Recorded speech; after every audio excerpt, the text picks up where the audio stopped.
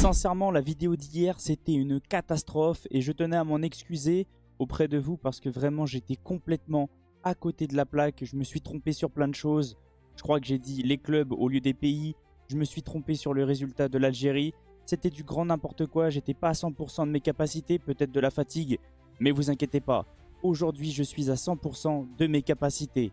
Salut à tous les frérots, j'espère que vous allez bien et que tout se passe pour le mieux de votre côté. On se retrouve aujourd'hui pour une nouvelle vidéo concernant les pays d'Afrique pour la qualification à la Coupe du Monde. Mais avant que la vidéo commence, merci à tous ceux qui vont liker, commenter, partager et s'abonner. C'est grâce à vous que j'en suis là. Aujourd'hui, je vais me concentrer sur deux autres matchs et on va commencer par le match Sénégal-Togo.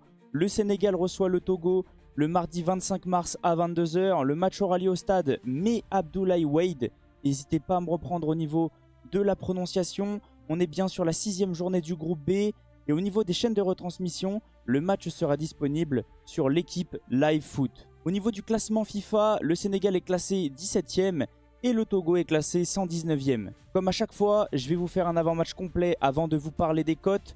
Au niveau des joueurs blessés ou suspendus, du côté du Sénégal, il y a un joueur qui est incertain, Edouard Mendy, blessure à l'aine.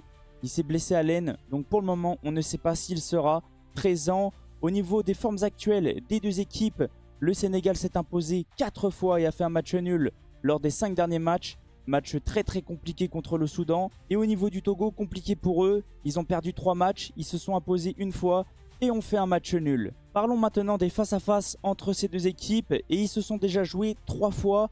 Petit avantage au Sénégal, ils se sont imposés une fois, il y a eu 2 matchs nuls. Et le Togo n'a toujours pas gagné contre le Sénégal. Au niveau des matchs, le premier match a eu lieu le 21 novembre 2023. Il y a eu match nul. Le deuxième match, le 11 novembre 2021.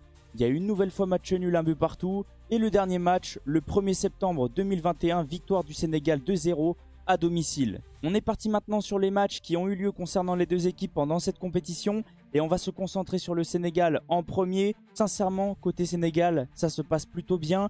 Ils se sont imposés 4-0 contre le Soudan du Sud, 0-0 lors du match aller contre le Togo.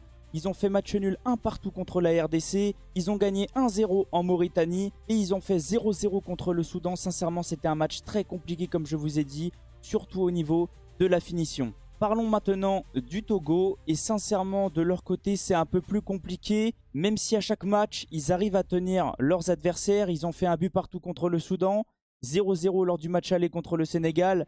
Un but partout contre le Soudan du Sud. Ils ont perdu juste 1-0 contre la RDC et ils ont fait 2 buts partout contre la Mauritanie. Au niveau du classement concernant les deux équipes, sincèrement concernant le Sénégal, ça se passe plutôt bien.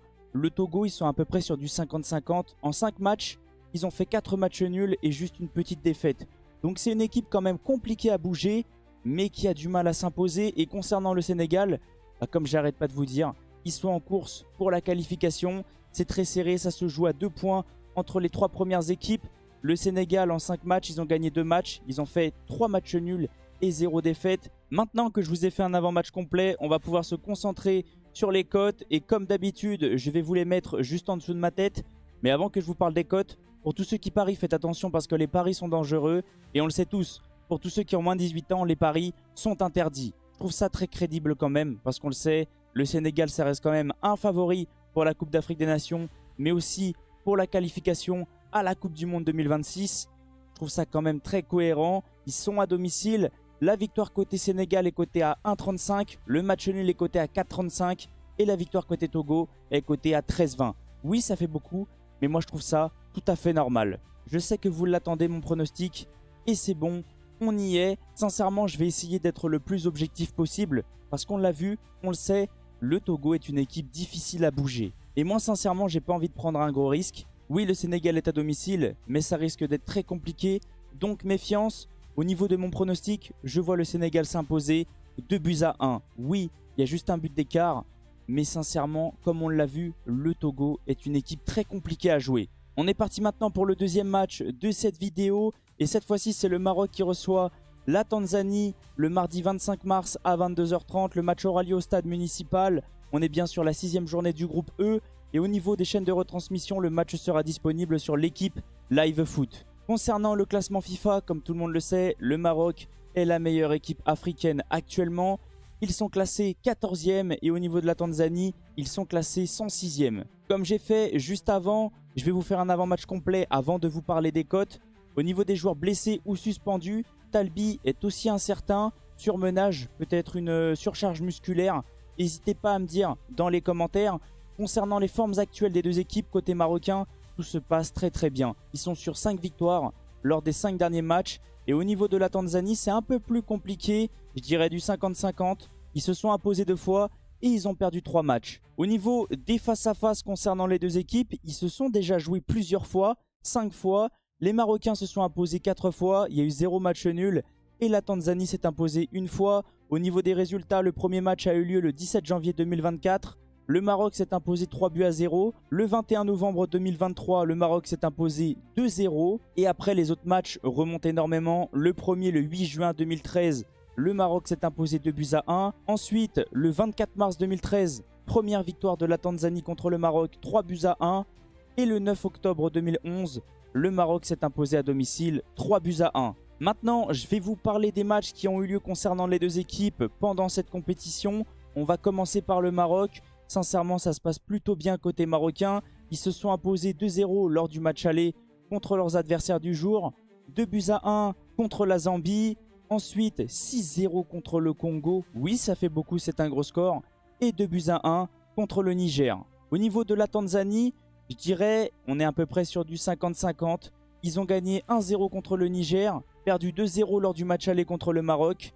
Et ensuite, ils ont gagné 1-0 contre la Zambie. Comme tout le monde le sait, le match entre la Tanzanie et le Congo a été annulé. Alors là, je ne sais pas pourquoi. N'hésitez pas à me préciser dans les commentaires. Parce que oui, j'ai entendu que ce match a énormément fait parler. Mais pourquoi? Je n'en sais rien, donc je ne veux pas vous dire de bêtises. Au niveau du classement entre ces deux équipes, sincèrement, les Marocains sont ultra favoris comme tout le monde le sait. Le Maroc est actuellement premier. Ils se sont imposés 4 fois en 4 matchs. Une différence de but de plus 10. Ils ont marqué 12 buts et en ont encaissé 2. Ils ont 12 points. Beaucoup d'avance sur les poursuivants. Au niveau de la Tanzanie, en 3 matchs, ils se sont imposés 2 fois et ont une défaite. Et au niveau de leur différence de but, ouais, on est sur du 50-50 aussi. C'est une équipe qui marque très peu, mais c'est une équipe qui encaisse très peu aussi. Ils ont marqué 2 buts, ils en ont encaissé 2, et ils ont une différence de 0. Au niveau des cotes, le Maroc est une nouvelle fois ultra favori, compréhensible aussi. La victoire côté marocain est cotée à 1,12, le match nul est coté à 7,50 et la victoire côté Tanzanie est cotée à 18. Compréhensible comme je vous ai dit, très crédible parce que déjà c'est au Maroc. En plus, le Maroc est la meilleure équipe africaine actuellement, donc je trouve ça tout à fait normal. Et ça va un petit peu représenter aussi le pronostic que je vais vous donner. Pour moi, les Marocains vont s'imposer 3-0. Alors oui, ils n'ont peut-être plus rien à jouer, mais c'est souvent quand on n'a plus rien à jouer qu'on est totalement libéré et que les joueurs produisent le meilleur football. En tout cas, n'hésitez pas à me dire qu'est-ce que vous avez ressenti concernant les deux avant-matchs. Je viendrai vous répondre avec grand plaisir dans les commentaires. Merci à tous ceux qui vont liker, commenter, partager et s'abonner. C'est grâce à vous que j'en suis là. Et on se retrouve ce soir pour débriefer un match. Je ne sais pas lequel pour le moment. C'est à vous de jouer, c'est à vous de voter. On verra ça ce soir. En tout cas, passez une excellente journée et on se retrouve tout à l'heure. Ciao les potes!